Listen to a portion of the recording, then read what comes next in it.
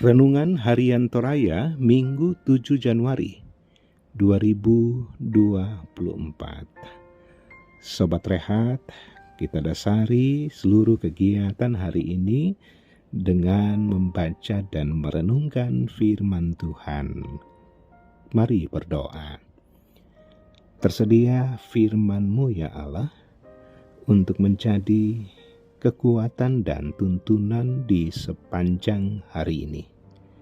Oleh firman Tuhan kami semakin dikuatkan, dan oleh firman Tuhan kehidupan kami juga senantiasa diubahkan, semakin menghormati Tuhan.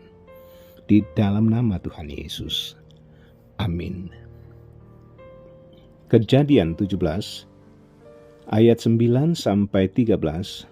Sunat sebagai tanda perjanjian Allah dengan Abraham. Lagi firman Allah kepada Abraham, dari pihakmu engkau harus memegang perjanjianku, engkau dan keturunanmu turun-temurun. Inilah perjanjianku yang harus kamu pegang, perjanjian antara aku dan kamu serta keturunanmu, yaitu setiap laki-laki di antara kamu harus disunat. Haruslah dikerat kulit katanmu, dan itulah akan menjadi tanda perjanjian antara aku dan kamu. Anak yang berumur 8 hari haruslah disunat, yakni setiap laki-laki di antara kamu, turun-temurun, baik yang lahir di rumahmu, maupun yang dibeli dengan uang dari salah seorang asing, tetapi tidak termasuk keturunanmu. Orang yang lahir di rumahmu dan orang yang engkau beli dengan uang harus disunat. Maka dalam dagingmu lah perjanjianku itu menjadi perjanjian yang kekal. Amin. Menyunat hati yang tak berkenan kepada Allah. Sobat Rehat, masyarakat Toraja mengenal Baseh atau perjanjian yang ditandai dengan pemotongan babi atau ayam. Selain sebagai pengesahan Baseh, pemotongan hewan juga dilakukan agar orang yang terlibat tidak mengingkarinya. Istilah yang digunakan sekaitan dengan pemotongan hewan adalah dipatok doirara, ditetesi darah. Karena itu penitik beratan pemotongan hewan dalam perjanjian bukan pada daging hewan, melainkan pada darah hewan sebagai materai dari Baseh. Bacaan di hari ini mengisahkan bahwa Allah mengikat Baseh perjanjian dengan Abraham melalui sunat. Sunat menjadi simbol bahwa Allah tidak akan pernah ingkar terhadap janjinya kepada Abraham. Pertanyaannya, mengapa harus disunat? Setidaknya ada 2 alasan yang mendasarinya. Yang pertama, sama seperti dalam tradisi Baseh di Toraja, sunat memungkinkan pendarahan kecil akibat pemotongan kulit khitan. Darah sangat penting dalam tradisi Yahudi karena darah dianggap tempat nyawa bersemayam. Perjanjian darah melalui sunat berarti nyawa Abraham dan keturunannya diikatkan kepada Allah. Yang kedua, prosesi sunat dilakukan dengan cara dipotong melingkar, tanda keabadian dan berkesinambungan.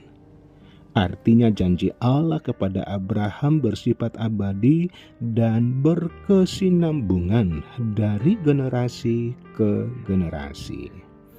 Sobat Rehat, janji Allah kepada Abraham melalui sunat sebagai ikatan darah telah dibarui di dalam darah kudus Yesus Kristus. Darahnya mengganti darah kita.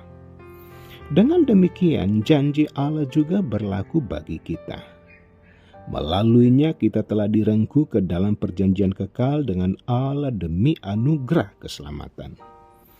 Makna baru perjanjian antara Allah dengan manusia melalui Yesus Kristus tidak lagi terletak pada kesediaan dan keharusan menyunat khitan, tetapi terletak pada kesediaan dan keharusan menyunat keinginan hati yang tidak berkenan bagi Tuhan.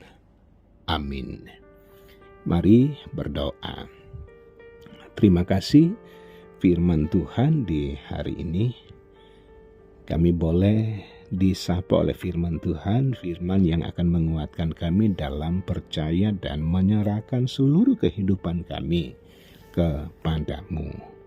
Berkati setiap anak-anak Tuhan di hari ini di tempat mereka masing-masing dalam kondisi dan keberadaan masing-masing.